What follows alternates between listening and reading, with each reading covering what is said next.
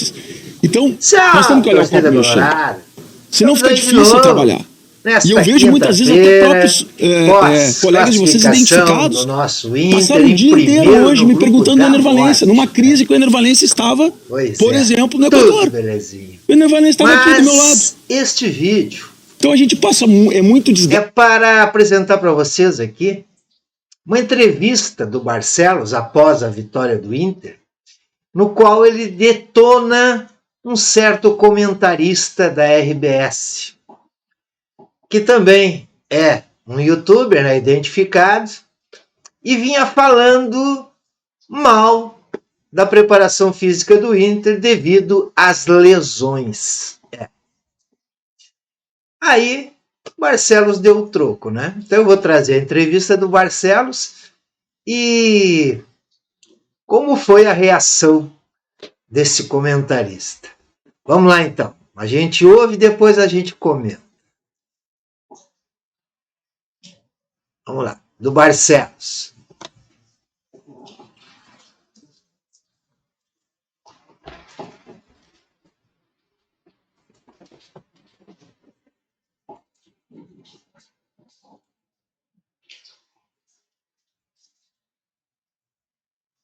E cadê? Peraí.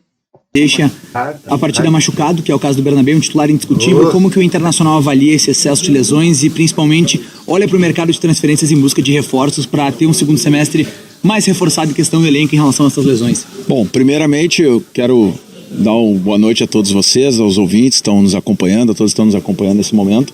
Agradecer a nossa torcida pelo apoio, né? Um tempo chuvoso, dia inteiro, desde ontem, compareceu no estádio, né? Apoiou a equipe, e isso é fundamental para a gente, para todo mundo, e eu acho que o ambiente é positivo. Eu pedi apoio e trouxe aqui, eu queria dar entrevista lá na sala de imprensa, mas a Conmebol tem as suas regras, então aqui eu fiquei sem apoio, mas fiz questão de trazer, porque eu sabia que vocês iam perguntar isso. Então, só que, sinceramente, eu acho que um pouquinho de trabalho, de pesquisa, ajudaria muito a não falar em bobagem. E eu vou falar aqui dados que foram publicados na imprensa. Não foram dados que nós inventamos, estão todos publicados na imprensa. O Internacional teve número total de lesões comparadas a 2023, vamos pegar só as musculares, 23, 24 e 25, no mesmo período. 12 lesões, 10 lesões, 13 lesões. Não foram muito mais lesões, nem muito menos lesões. Vamos agora falar dos clubes no Brasil. Flamengo, lesões musculares, 9 lesões musculares. Neste período, matérias publicadas na imprensa. Santos Futebol Clube, 13 lesões musculares. Vamos continuar aqui. Qual é o último clube aqui? Vitória, 14 lesões musculares. Vejam que são mais que o Inter. Vamos continuar. Grêmio Futebol Porto Alegrense, 20 lesões musculares. Não vi falarem disso. Vamos continuar aqui. Isso eu pedi para o pessoal fazer, se fizerem meia hora. São Paulo Futebol Clube, 16 lesões musculares. Bahia, que jogou conosco hoje um grande jogo, um grande adversário, 15 lesões musculares. Vamos continuar. Fluminense, 12 lesões musculares. Vamos continuar que eu acho que tem mais aqui. Palmeiras, elevado número de 14 lesões musculares.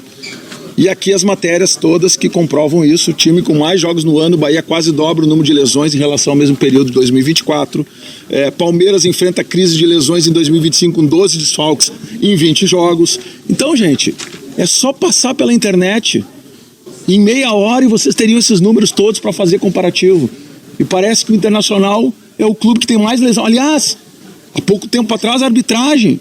Internacional beneficiado pela arbitragem, aí fizeram um levantamento, o Inter é o clube que mais teve mudança de decisão do VAR. Mas se eu olhasse para alguns aqui que falam o tempo todo, eu diria o quê? Que o Internacional é o mais beneficiado pelo VAR.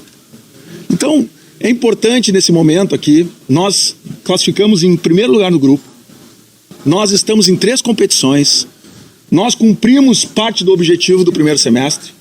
Ainda falta uma posição melhor no brasileiro. Aliás, no brasileiro que comparado, por exemplo, ao ano passado, neste momento, nós estávamos 3 pontos a menos. E nós buscamos uma recuperação, chegamos em 5º lugar. E detalhe, a nossa tabela esse ano é muito mais difícil do que anos anteriores. Foram jogos muito mais difíceis, mais jogos fora de casa e jogos difíceis. Então, nós temos que olhar o copo meio cheio. Senão fica difícil trabalhar. E eu vejo muitas vezes até próprios colegas de vocês identificados passaram o dia inteiro hoje me perguntando do Ener Valencia, numa crise que o Ener Valencia estava, por exemplo, no Equador. O Ener Valencia estava aqui do meu lado. Então a gente passa, é muito desgaste. Pois é. Agora a reação do comentarista que fez essa suspeição sobre a comissão técnica do Inter sobre as lesões. Olha a reação dele. Uma reação gaguejada, inclusive. E vocês vão identificar pela voz. Eu não disse o nome aqui, mas pela voz vocês vão identificar. Vamos lá, vamos ouvir então. Primeiro, a manifestação do presidente é legítima, né? Claro, ele fala o que ele quiser, né? Não, e mais do que isso, né? A primeira pergunta da coletiva foi sobre lesões. Sim. O Inter está classificado, o Inter foi o primeiro num grupo difícil e a primeira pergunta é sobre lesões, ok? É jornalístico. Pois é jornalístico, mas abrir com isso, aí o presidente veio preparado e ele, de novo, ele tá no direito dele de falar. Eu achei o tom assim, fora de lugar, entendeu? Não o tom do presidente, mas a questão fora de lugar. Hoje é pra gente estar falando aqui, comemorando a classificação, quanto o Inter vai receber da Conmebol, como vai investir esse dinheiro, o que o presidente pensa sobre o sorteio da segunda-feira. E a gente ficou em cima durante muito tempo da questão das lesões. E ele tá no direito dele de responder a quem questiona sobre muitas lesões musculares no Inter. E a defesa dele é ok. Agora, para mim, aí eu que fui um dos que criticou a questão das lesões, e para mim é muita lesão muscular, e eu tenho essa preocupação, para mim não interessa o comparativo com o Santos e com o Fluminense. Não me interessa. A minha preocupação é que numa reta final eu não tenho Valência, não tenho Ricardo Matias e poderia não ter o Borré, que jogou no sacrifício e disse pro Gabardo que foi a última partida, no último treino, que ele se escalou pro jogo. Mas, de novo, o presidente faz a defesa legítima. Eu só acho que poderia ser chamado uma entrevista coletiva para falar sobre isso amanhã. Porque nós somos muito cobrados, quanto imprensa, quando depois de um jogo, depois de uma vitória, se fala se busca um aspecto negativo. Pela voz vocês reconheceram, né? Pois é, se acusou, sentiu o golpe. Gente, tem muitos youtubers, comentaristas, né? Ou youtubers identificados, e muitos vão na vibe dos internautas, na vibe do pessoal do chat, na vibe da torcida, principalmente aquela torcida azeda, né? Aquela torcida que critica hoje e elogia amanhã, e se ganhou, tá bom, se perdeu, não, nada presta. Né?